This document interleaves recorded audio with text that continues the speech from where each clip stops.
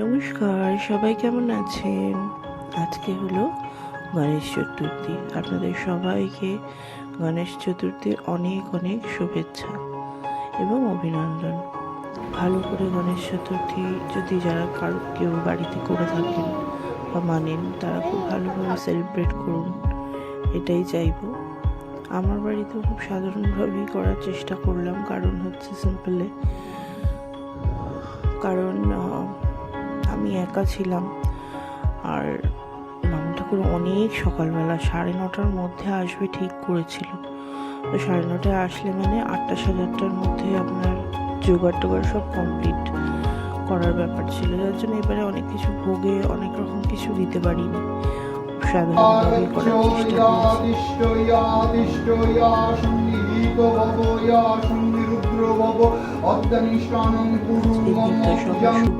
এই কামনাই করি।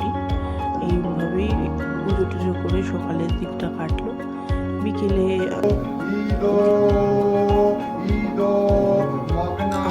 শর্ট ভিডিওর মাধ্যমে এটা দেখাতে পারলাম না, যার জন্য এটা একটা লং ভিডিওই হলো। আপনাদের কেমন লাগলো অবশ্যই জানাবেন, লাইক করবেন, শেয়ার করবেন, সাবস্ক্রাইব করবেন, আর ভালো লাগলে অবশ্যই আমাকে জানাবেন। টাটা, গুড নাইট, সবাই ভালো থাকবেন।